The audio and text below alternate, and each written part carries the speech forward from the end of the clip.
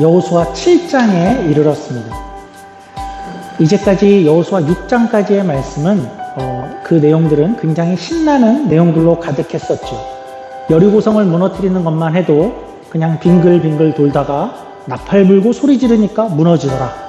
근데 그것뿐만이 아니었죠. 처음부터 요단강을 건널 때부터 막 범람하는 물에 발을 담그는 제사장의 모습이나 또한 적진 앞에서 할례를 행하고 유월절을 행했던 어떤 스릴과 감격, 이런 것들은 굉장한 기억과 그런 이야기들이었죠.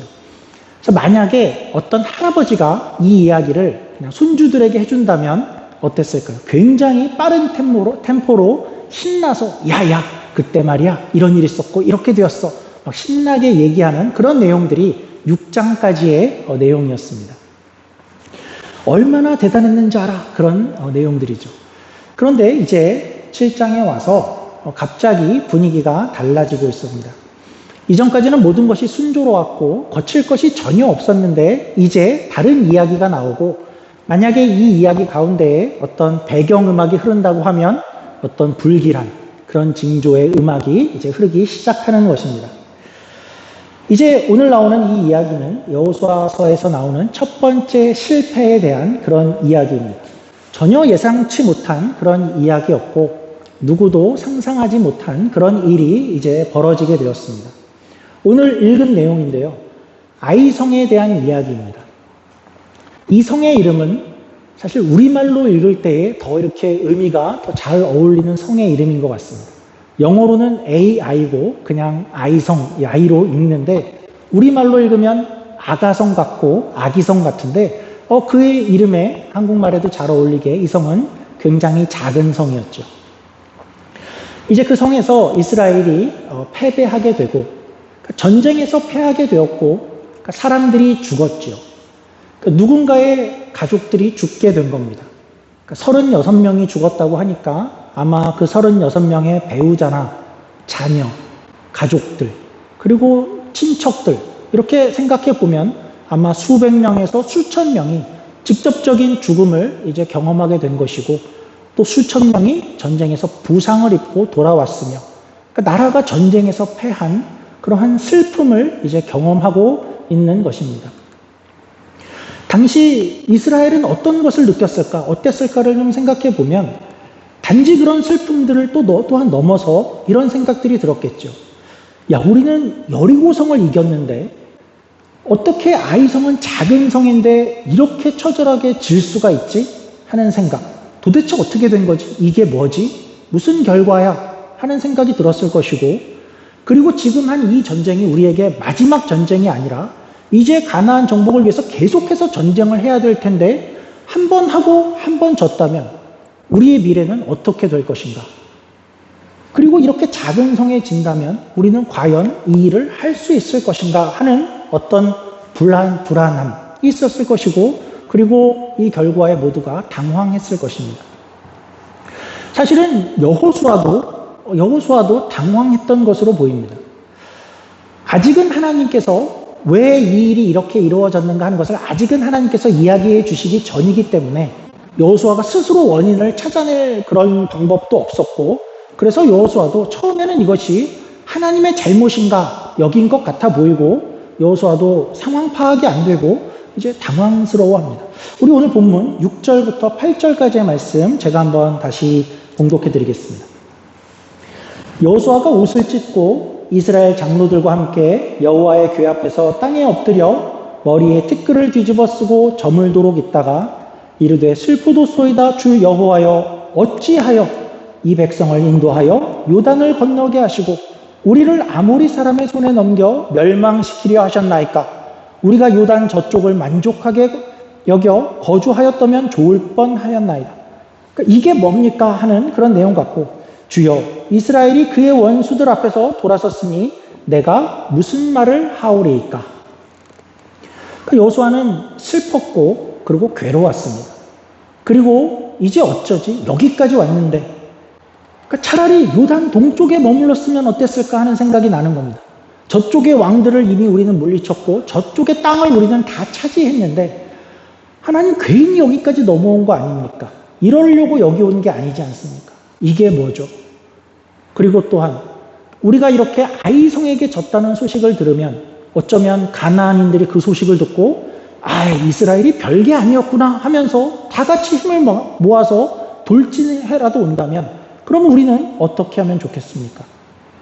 그리고 이러한 상황에서 나는 리더인데 도대체 상황 파악이 안 되고 뭐라고 해야 될지 모르겠고 무슨 말을 해야 될지 모르겠습니다 하고 있죠. 그러니까 하나님이 아직 알려주시기 전이니까 도대체 뭐가 문제인지 몰라서 여호수아는 무척 당황스러웠을 것이고 그래서 이것이 하나님의 잘못인가 싶기도 하고 나는 할 말이 없는 그런 상황이 되어졌습니다. 그리고 그때 이제 하나님께서 나타나셔서 하나님이 이 패배의 원인을 알려주시죠. 그 이유는 아간 때문이다 라고 알려주십니다. 그러니까 하나님이 유일하게 주신 한 가지 명령, 온전히 바쳐라, 진멸하라, 그리고 거기에 전리품들을 사사로이 취하지 말아라 하는 그 유일한 명령을 어겨서 이렇게 되었다라는 것이 이제 이 이후에 드러나게 되죠. 우리는 성경 7장 1절에서 이것을 먼저 이야기해 주셔서 우리는 먼저 이 이유를 알고 이 글을 읽게 됩니다. 우리 7장 1절 제가 한번 읽어보겠습니다. 이렇게 이야기를 시작을 했었죠. 이스라엘 자손들이 온전히 바친 물건으로 말미암아 범죄하였으니 이는 유다지파 세라의 증손 삽디의 손자 갈미의 아들 아간이 온전히 바친 물건을 가졌습니다. 여호와께서 이스라엘 자손들에게 진노하시니라. 아간이 어겨서다 하는 것이 이제 드러나게 됩니다. 그런데 이제 우리가 오늘 생각해야 되는 것은 물론 이 패배의 결과는 7장 1절에서 이야기했듯이 그리고 이후에 사건이 계속 이어지듯이 이것은 물론 아간 때문입니다. 그러면 이것이 오직 아간 때문이었을까요? 그러니까 아간만 없었다면 모든 것이 다 순조로웠을까요? 아간만 아니었다면 그때 그 자리에 그 아간만 없었다면 그러면 이스라엘은 계속해서 승승장구했을까? 오직 한 사람 아간의 문제였을까요? 사실은 그래 보이지 않습니다. 그러니까 혹시 아간이 없었다면 어쩌면 다른 어떤 이가 이러한 잘못을 저질렀을 수도 있었을 것 같고 그리고 이번이 아니었다면 아마 다음 어떤 때라도 이러한 일들이 일어날 것 같은 그런 분위기가 이스라엘 안에 이미 감지되고 있습니다. 어디서 감지되냐 하면 우리가 7장을 시작하면서 보면 7장의 초반부터 조금 이상한 분위기가 나타납니다. 이것은 이전과는 전혀 다른 분위기이고 어쩌면 아간은 거기서 그런 분위기에서 결정타를 날린 것일 뿐 이스라엘은 이미 조금 달라졌다 하는 것이 우리에게 발견이 됩니다. 우리 2절과 3절 말씀입니다. 여호수아가 여리고에서 사람을 베델 동쪽 벳아웬 곁에 있는 아이로 보내며 그들에게 말하여 이르되 올라가서 그 땅을 정탐하라 하매 그 사람들이 올라가서 아이를 정탐하고 여호수아에게로 돌아와 그에게 이르되 백성을 다 올라가게 하지 말고 2-3천 명만 올라가서 아이를 치게 하소서. 그들은 소수이니 모든 백성을 그리로 보내어 수고롭게 하지 마소서 하므로. 그러니까 여기서 아이성을 치게 되었는데 아이성을 치는 작전과 이 준비는 누가 하고 있죠? 아니 더 중요한 질문은 이 작전과 이 전쟁 준비를 하는데 누가 빠져 있죠? 그러니까 이스라엘이 이전과는 전혀 다른 부분이 이것입니다. 이전까지의 모든 사건에서는 모든 상황을 하나님이 시작을 하셨습니다. 하나님이 여기로 와라, 저리로 가라, 이렇게 해라, 저리로 해라, 저리로 가라, 뭘 준비해라, 이건 이렇게 해라. 그 모든 것들을 여호수아에서 하나님이 주도하셨었죠. 그리고 이스라엘은 참 잘했던 것이 그 모든 것을 그대로 순종했었습니다. 그런데 이제 갑자기 7장이 되니까 이상하게도 하나님이 갑자기 빠져 있습니다. 모든 시작부터 결정을 내리고 움직이는 데에 하나님이 등장하지 않고 있죠. 이건 정말 여호수아의 앞부분과 우리가 비교를 해본다면 너무나도 다른 모습입니다. 여호수아서의 주제가 뭐냐 그러면 한마디로 이야기하면 순종입니다. 그래서 주제는 순종이고 모든 그 싸움이 어떻게 하나님을 순종하는가에 달려있는가를 배우는 것이고 그것을 우리에게도 가르쳐 주는 것이 여호수아서입니다. 기억해보면 요단강도 그랬고 여리고성을 무너뜨릴 때도 그랬고 모든 것이 순종의 싸움이었는데 이 순간이 되어져 버리니까 이 순간에 되니까 순종을 했어 안 했어가 아니라 순종을 잘했어 아니면 하지 못했어의 문제가 아니라 아예 순종의 대상이 아예 빠져 있게 된 것입니다. 왜 이스라엘이 이렇게 되었을까요? 왜 이스라엘의 모습이 이렇게 되었을까? 왜 여호수아도 왜 이스라엘이 이런 모습을 보이고 있을까? 무엇이 이런 장면을 만들어냈을까 생각해 보면 답은 한마디로 우리에게 우리말에 좋은 말이 있죠. 한마디로 이들은 방심하고 있었습니다. 그러니까 아간이 드러나기 이전에 이미 이스라엘은 이런 모습이었다, 이런 것이었다라는 것이죠. 그러니까 아마도 우리가 상상컨대 이스라엘은 이쯤 되어서 이전까지 지내온 모든 과정들과 특별히 여리고성의 승리로 인해서 굉장히 과도하게 도취이 되고 과도한 자신감과 too excited 돼서 그래서 이제는 과거에는 어땠냐면 야, 저 가나안인들은 거인이야. 기골이 장대해. 그러면서 우리는 메뚜기 같아. 그러면서 너무 두려워했던 그런 장면이었다면 이제는 반대가 되어서 이제 승리를 경험하니까 야, 우리 이스라엘이야. 까불지 마. 이런 상태가 되어진 것이죠. 후딱 헤우치우고 맙시다. 뭘 다 보냅니까? 이런 상태가 이스라엘이 갑자기 되어진 것입니다. 이러한 이스라엘의 모습은 담대함이라는 것과는 다르죠. 담대함이라는 것은 하나님을 의지하기 때문에 그분으로 인해 생기는 마음을 그것을 담대함이라고 합니다. 그런데 여기는 하나님이 없이 야, 우리 이스라엘이야.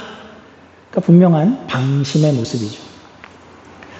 그러니까 이스라엘은 성경에 이런 구절이 정말 필요할 때였습니다.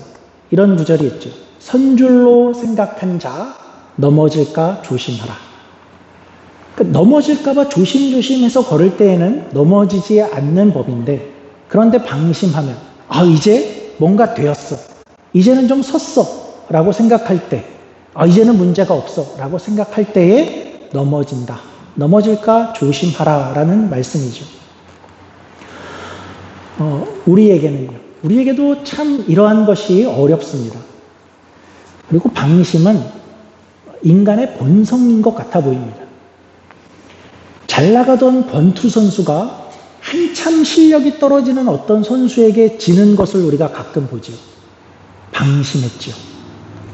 그리고 굉장히 훌륭한 축구팀이 리그에서도 우승을 다투는 축구팀이 어느 날 저 하브리그 5부, 6부 팀과 경기를 하는데 잘하는 선수 한두 명은 빼고 경기해도 되겠어 하다가 그 경기에서 지는 것도 보죠. 방심이죠. 운전을 잘 하는 이가 어느 날 넓은 길을 가는데 갑자기 차를 긁고 맙니다. 방심입니다. 방심은 우리 주변에 널려 있고 우리의 본성이고 언제든지 튀어나오는 것입니다. 그런데 이 방심의 본성은 단지 이런 면뿐 아니라 영적인 면에서도 방심, 이것이 우리의 본성인 것 같아 보입니다. 영적인 방심, 그러면 그것은 무엇일까요? 영적인 방심. 그것은 잘 되어져 같아 보일 때, 무언가 우리의 계획대로, 그리고 되어져 가는 것 같아 보일 때에 그때 마음을 놓고 하나님을 찾지 않는 것, 그것이 영적인 방심이겠죠. 어떤 일이 있다면 그 일은 분명히 하나님이 주도해 가셔야 되는 그러한 일이 분명한데 그리고 처음 그 일을 시작했을 때에는 분명히 일이 어떻게 될지 두렵기도 했고 그래서 하나님께 기도하고 하나님께 매달리고 간절하기도 했는데 그런데 어느 날 이제 일이 좀 풀려가거나 그리고 조금 모양을 갖춘 것 같거나 안정이 돼간다라고 생각하면 그러면 이런 생각이 들죠. 굳이 하나님이 일하지 않아도 우리 힘으로도 될 것 같은, 내 힘으로만 해도 될 것 같은 그런 느낌이 들기 시작을 합니다. 심지어는 어느 정도까지 가냐 하면 심지어는 하나님이 그렇게 많이 일할 필요는 없을 것 같아를 넘어서도 나도 내 최선을 그렇게 다하지 않아도 될 것 같은 그런 막연한 생각이 우리를 가득 채우기 시작을 하죠. 그렇게 되면 신자들은 어떻게 되죠? 신자들은 가장 먼저 나타나는 모습이 기도를 안 하게 되죠. 뭐 이런 부분에 굳이 기도를 해야 할까? 그냥 후딱 해치우고 말지. 그 정도는 그냥 하면 되는 거야. 기도하는 것이 절실하지 않게 되어져 버립니다. 그러니까 제가 얘기하는 것은 기도를 했어 안 했어 그 이야기를 넘어서 기도라는 행위를 한 거야 안 한 거야 그것을 넘어서 기도라는 것이 담고 있는 그 의미, 기도라는 것이 담고 있는 이것은 하나님이 하셔야 되는 것입니다 라는 고백, 이것은 내 힘으로 되지 않고 하나님이 하셔야 됩니다를 고백하는 것이 기도니까 그러한 고백이, 그러한 마음이, 그러한 진심이, 그러한 중심이 내 마음과 고백에서 점점 옅어져 가는 것이다. 그리고 그것을 우리가 영적 방심이다라고 이야기할 수 있습니다. 이러한 영적인 방심이 그러니까 위험한 것은 점점 더 이렇게 시작을 하면서 점점 더 내 인생에 하나님을 점점 떼어놓게 되기 때문에 이것이 위험한 것이지요. 지금 이스라엘과 같이 되어지는 것입니다. 이스라엘이 뭐라고 이야기했죠? 다 가는 수고를 뭐하러 하냐? 하나님도 수고하지 말고 우리도 그렇게 수고하지 말자. 그냥 우리 능력이면 될 것 같아. 2, 3천만 보내. 그리고 하나님은 그냥 계시라 그래. 하나님을 그들의 인생에서 떼어놓기 시작을 하죠. 이제껏 이스라엘이 배워온 여호수아의 교훈이 무엇이었는데 여호수아서에서 가르치는 것은 진짜 힘은 너희 이스라엘이 뭘 하든 그 힘은 하나님을 의존하는 데서 온다. 하나님과 얼마나 함께하는 데서 온다라는 것을 이제까지 배워왔는데 이제는 이스라엘이 하나님을 슬쩍 떼어놓고 있는 것입니다. 방심이 가져오는 그러한 결과이죠. 우리 성경을 한번 찾아보겠습니다. 여호수아서 5장입니다. 조금 앞으로 가시면 5장에 한 가지 재미있는 사건이 있는데요. 짧은 사건이 등장을 합니다. 여호수아서 5장 잠깐 보시면 시대는 언제냐면 얼마 안 지났습니까? 그러니까 여리고성을 정복하기, 그러니까 여리고성과 전쟁하기 바로 직전의 상황입니다. 여호수아 5장 13절에서 15절까지의 말씀 제가 한번 봉독해 드리겠습니다. 우리가 지나오면서 살피지는 않았던 본문인데요. 여호수아서 5장 13절에서 15절입니다. 여호수아가 여리고에 가까이 이르렀을 때에 눈을 들어 본즉 한 사람이 칼을 빼어 손을 들고 마주 서 있는지라. 여호수아가 나아가서 그에게 묻되 너는 우리를 위하느냐 우리의 적들을 위하느냐 하니 그가 이르되 아니라 나는 여호와의 군대 대장으로 지금 왔느니라 하는지라. 여호수아가 얼굴을 땅에 대고 엎드려 절하고 그에게 이르되 내 주여 종에게 무슨 말씀을 하려 하시나이까. 여호와의 군대 대장이 여호수아에게 이르되 내 발에서 신을 벗으라. 내가 선 곳은 거룩하니라 하니 여호수아가 그대로 행하니라. 이 군대 장관은 왜 하필 그때 왔을까요? 왜 하필 여리고성과 전쟁을 하는 그 바로 직전에 나타났을까요? 그냥 멀리서 오다가 시간이 우연히 그렇게 맞았겠지요. 그렇게 너무 무심하게 보지 말고 왜 하필 그때 나타났고 그때 나타나야만 했고 그래서 군대 장관이 나타나서 그래서 확인한 게 뭔가 하는 것을 한번 생각해 보죠. 우리가 시간을 좀 돌려보죠. 때는 여리고성 전투를 바로 앞둔 상황입니다. 이스라엘 백성들이 이제 더 움직여서 여리고성 코앞에까지 정말 온 것이었습니다. 이제 그들로서는 가나안 땅에서 처음 보는 크고 견고한 성이 눈앞에 있게 되었죠. 아마 여호수아는 여러 가지 생각들을 하고 있었을 겁니다. 특별히 어떻게 여리고성을 칠 수 있을까? 아직은 하나님이 가르쳐 주시기 전이니까 그 리더가 거기까지 와서 아무 생각도 안 하고 넋놓고 있을 수는 없지 않습니까? 나는 200만 백성의 리더인데 모두가 나를 바라보고 있는데 도대체 어떻게 하면 여리고성을 칠 수 있을까? 어떤 작전이 좋을까? 어떤 가능성이 있을까 하는 것을 고민하고 분주하게 긴장하고 있었을 것입니다. 그런데 그때 저 앞에 한 사람이 서 있는 게 보이는 것입니다. 누구지? 하고 이렇게 자세히 보니까 그 사람이 큰 칼을 들고 이렇게 여호수아를 쳐다보면서 마주 서 있습니다. 여호수아가 아무리 봐도 내가 알던 어떤 사람이 아니다라는 것들을 알게 되니까, 그런데 보니까 큰 칼을 들고 서 있는 위용을 봐서는 어떤 장군 정도 되는 것 같아 보이니까 이제 여호수아가 누구라도 궁금해할 만한 질문, 누구라도 이렇게 물었을 그 질문을 여호수아도 묻지요. 너는 우리를 위하느냐? 너는 우리의 적들을 위하느냐? 그러니까 쉽게 말하면 당신은 우리 편입니까? 적군입니까? 라고 물어본 겁니다. 그렇죠. 적과 대치 중인데 못 보던 장군이 나타났으면 어느 편인가가 제일 궁금한 게 맞죠. 그런데 이 자의 대답이 참 재미있습니다. 어떤 면에서 재미있냐면 이 대답이 사실은 문법적으로는 맞지 않는 대답입니다. 그러니까 문법과 그래머 얘기를 좀 해보죠. 우리가 중학교 때로 돌아가서 영어를 배울 때에 그런 시험에도 자주 나오는 것이 이런 것이 있었죠. 영어 질문 종류에 그러니까 yes나 no로 대답해야 되는 그런 질문이 있고, 그리고 질문이 or로 물으면 그러니까 둘 중에 하나를 선택해야 되는 그런 질문이 있습니다. 그러니까 수박 먹을래, 딸기 먹을래 그랬는데 yes 그러면 틀렸어 이렇게 하는 그런 것이죠. 그러니까 오늘 그런데 이 칼을 든 자가 문법적으로는 틀린 답을 하는 겁니다. 그러니까 히브리어로도 이 질문은 or 질문입니다. 우리 편이냐 또는 적군이냐 라고 물어보는데 이 사람이 이야기를 하는 것이 no라고 얘기를 합니다. 그러니까 이것은 문법적으로는 선생님한테 혼날 답이죠. 그런데 이 대답에 큰 의미가 있다라고 우리가 생각을 합니다. 왜냐하면 그러니까 여호수아는 지금 어떤 질문을 던지고 있냐 하면 당신은 우리 편입니까? 적의 편입니까? 라고 물어봐서 이 질문의 근저에는 모든 것이 지금 내가 중심이고 여호수아가 중심이고 당신은 지금 나를 도우러 왔습니까? 나를 대적하러 왔습니까? 이 질문의 중심이 나였는데, 그런데 답이 no라고 얘기하는 것은 그 질문 자체가 틀렸다. 모든 게 다 아니다. 라고 이야기를 하면서 나는 여호와의 군대 장관이야.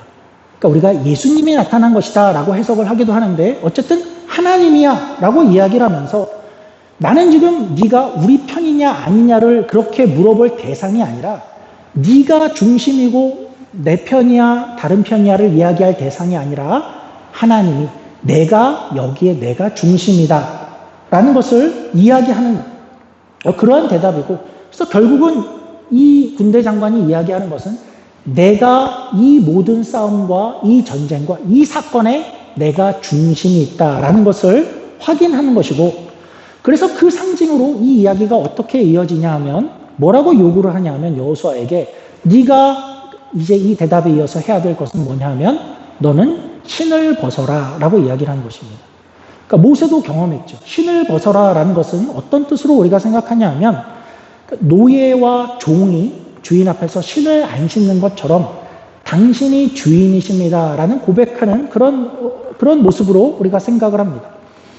그래서 지금 이 사건과 이 전쟁과 모든 것 중에 여호수아 자신이 내가 중심이 되어 있는 것이 아니라 이 모든 것은 하나님이 중심이고 이제 너는 내 편을 들어야 된다라는 것을 확인하는 그러한 장면인 것이죠. 여리고성 바로 앞에서 그걸 확인하고 나서 여리고성에 갑니다. 그리고 우리가 무엇을 보죠? 하나님이 온 중심이 되셔서 그렇게 일하시고 무너뜨리고 이스라엘은 그분을 따르는 자리에 서 있는 그것을 우리가 보게 되죠. 그런데 이제 시간이 얼마 지나지 않았는데 겨우 얼마 지나지 않아서 아이성 앞에 와서 오늘 이스라엘은 어떻게 되어 있죠? 하나님이 주인이시고 하나님이 주체시고 그분이 하시는 이 전쟁이다라고 이야기했는데 그분을 아예 빼놓고 있고, 그리고 이제 다시 이건 내 전쟁이에요. 이건 우리의 전쟁이에요. 그렇게 되어 있는 것이고, 이 차이는 굉장히 큰 차이이죠. 우리가 여호수아서 5장 14절을 보시면 그러니까 여호수아가 여리고성 앞에서 어땠는가 하는 그 장면을 우리가 다시 한번 확인해 보죠. 5장 14절입니다. 여리고성 바로 앞에서 여호수아는 이랬습니다. 5장 14절 그가 이르되 아니라 나는 여호와의 군대 장관으로 지금 왔느니라 하는지라. 여호수아가 얼굴을 땅에 대고 엎드려 절하고 그에게 이르되 내 주여 종에게 무슨 말씀을 하려 하시나이까. 주여, 여리고성 앞에서 주여 우리에게 말씀하여 주시옵소서. 그렇게 시작했던 것이 여리고성 전투였습니다. 만약에 아이성 앞에 와서 아이성 전투를 이렇게 시작했다면 어땠을까요? 아이성 앞에서 만약에 여호수아와 이스라엘이 주여 여기서 말씀하여 주시옵소서라고 먼저 이야기했다면, 어쩌면 하나님이 여리고성에서 너희에게 문제가 있었어, 아간이 범죄했어 라는 것을 아이성에 올라가기 전에, 그리고 36명이 죽기 전에, 이스라엘이 그렇게 패하기 전에 아마도 하나님께서 알려주시지 않았을까요? 그랬을 것이라고 생각을 합니다. 우리가 그 각자의 인생을 한번 생각해 보죠. 요즘 어떻습니까? 그러니까 이제 인생이 이 정도 되니까 재정적으로도 좀 안정이 되고, 또 직장도 가졌고, 직장에서도 좀 안정이 되었고, 또 결혼도 했고, 또 아이도 낳았고, 그리고 우리의 그 아이가 또 정착을 잘 했고, 돌아보면 이제는 좀 험난한 시간이 많이 지나간 것 같고, 안정되었고, 또 우리가 계획한 대로 그래도 잘 지내왔고, 또 좀 여유도 생겼고, 가족들도 그래도 건강하고, 그렇게 우리가 이전에 하나님 앞에 많이 간절했던 그런 순간이 좀 지나고 나니까, 그래서 나는 혹시 요즘은 하나님을 찾고 하나님을 의존하는 것이 조금 덜해지지 않았는가 하는 것이죠. 만약에 그랬다면 그것을 오늘 시간의 표현으로는 영적인 방심이 아닌가라고 이야기할 수 있는 것이죠. 개인적으로도 그렇고 우리 교회적으로도 그렇죠. 우리는 계속해서 이런 것을 우리가 돌아봐야 되죠. 지금도 그렇고 우리는 앞으로도 돌아봐야 됩니다. 우리는 지금을 생각해 보면, 지금은 처음 생각했던 것보다는 그래도 조금 더 나은 모습을 보이고 있다라고 생각을 합니다. 물론 우리는 갈 길은 아직도 멀지만, 그러나 처음에 비하면, 처음에는 장소도 없었고, 그리고 체리티 등록은 잘 될지도 겁이 났었고, 장소를 잘 구할 수 있을지도 모르겠고, 또 성도들도 더 적었고, 코로나로 못 모이게 되니까 이제 모일 수는 있을까? 언제쯤 모이고 어떻게 될 것인가? 이만큼 좋은 교회를 얻을지도 우리는 몰랐었고, 어쩌면 그때 간절했던 우리의 마음이 어쩌면 이제는 조금은 무뎌진 것은 아닌가 하는 점이죠. 저에게도 하는 이야기입니다. 그리고 벌써 우리는 이제 앞으로 잘 될 거야 라고 우리가 서로 이야기를 한다면, 그것이 정말 하나님을 의지해서 하나님을 의지하는 마음으로 담대함으로 하는 이야기인지, 아니면 우리 서로를 보면서 좋은 사람들이 모였으니까 잘 될 거야 라고 막연히 생각하고 있는 것은 아닌지, 어쩌면 하나님께 간절한 것이 아니라 우리를 보고 그렇게 생각하는 것은 아닌지, 그런 것들을 우리가 생각을 해보면 좋겠죠. 어쩌면 우리가 주일을 맞고, 그리고 주일을 맞는 그런 우리의 마음이 그냥 이번 주일도 그냥 맞으면 되는 거야, 어떻게 되겠지. 어쩌면 아이성을 맞는 이스라엘과 별반 다를 것이 없지 않을까, 우리가 그렇게 될 수 있지 않을까 하는 그런 두려움이 있는 것이죠. 하나님을 빼놓고 그냥 아이성을 마주한 것처럼 우리가 예배를 드리러 오고 그리고 교회를 맞이하면서 하나님을 빼고 이렇게 나타날 수 있는 것이 우리 인간의 본성이라는 것이죠. 우리가 오늘 본문에서 우리가 배우는 것은 이러한 것입니다. 그러니까 우리 각자의 인생 가운데, 그리고 우리 교회적으로도 어느 순간에 하나님을 향한 간절한 마음이 식어지게 되고, 그리고 이제는 그냥 내 힘으로도 할 수 있을 것 같아, 이제는 우리끼리 할 수 있을 것 같아 라는 생각이 드는 순간이 가장 위험한 순간이다라는 것이죠. 우리가 앞으로 같이 기도해 가면 좋겠습니다. 그래서 기도의 행위가 필요해, 그것을 넘어서서 기도의 시간이 필요해, 물론 그것을 포함하지만 그것을 넘어서서 기도가 필요하다는 것은 우리가 이 일이 우리의 힘으로 되지 않는다는 것을 간절히 하나님께 고백하는 것을 뜻하고, 하나님 없이 이 일을 우리끼리 걸어가지 않겠다라는 고백이 되는 것이고, 각자의 인생에 그리고 우리의 교회의 여정에 하나님이 빠지는 순간이 없기를, 하나님이 빠지고 우리가 그렇게 방심하는 순간이 없기를, 그렇게 분투하는 것, 하나님을 잃지 않기를 그렇게 몸부림치는 것이 우리에게는 기도로 나타나는 것입니다. 마지막으로 여호수아의 장면을 우리가 다시 한번 머릿속에 그리면서 말씀을 마치려고 합니다. 여호수아는 여리고성을 앞에 두고 이렇게 이야기를 했지요. 주여 말씀하여 주시옵소서. 이 앞에서 하나님을 찾고 하나님이 계셔야 하고 하나님이 말씀하신다면 그 길로 가겠습니다 라고 여호수아가 엎드렸던 그러한 장면을 우리가 기억하고, 우리가 모든 인생에서 하루하루를 시작하며 또는 새로운 일을 시작할 때, 그리고 어떤 순간순간에 이 일은 내 힘으로 하려는 달려드는 것 이전에 여호수아처럼 여리고성 앞에서처럼 주 앞에 엎드려 하나님 말씀하여 주시옵소서라고 우리의 삶을, 우리의 시작을, 우리의 교회 예배를 그렇게 시작하는 저와 여러분이 되기를 주의 이름으로 축원합니다. 기도하겠습니다. 하나님 아버지, 인간의 방심은 참 오랜 수천 년을 지나는 가운데에 참 인간의 본성으로 남겨져 있음을 우리가 다시 발견합니다. 늘 처음과 같지 않고, 늘 간절했을 때 같지 않고, 시간이 지나면서 우리가 무뎌지는 그러한 모습이 우리의 일상에서나 우리의 영적인 면에서나 나타나는 것을 우리가 바라봅니다. 하나님, 특별히 우리가 영적인 면에서 방심하지 않기를 원합니다. 그 어떠한 것이라도 하나님 없이 이제쯤이면 우리끼리 할 수 있겠어 라는 그러한 마음이 우리를 침투하지 않도록 하시고, 그 어떠한 것 앞에서 하나님 말씀하여 주시옵소서. 이 자리에 내가 주체고 하나님이 나를 돕는 분이 아니라 하나님이 주체시고 하나님이 일하시는 분이시고 내가 그 하나님을 쫓아가고 따르고 순종하는 자로 쫓아가겠습니다라는 그 그림을, 그 구도를 늘 잊지 않고 살아가는 우리 시냇가은혜 교회 성도님들이 될 수 있도록 하나님 은혜를 베풀어 주시옵소서. 감사하며 예수님 이름으로 기도드립니다. 아멘.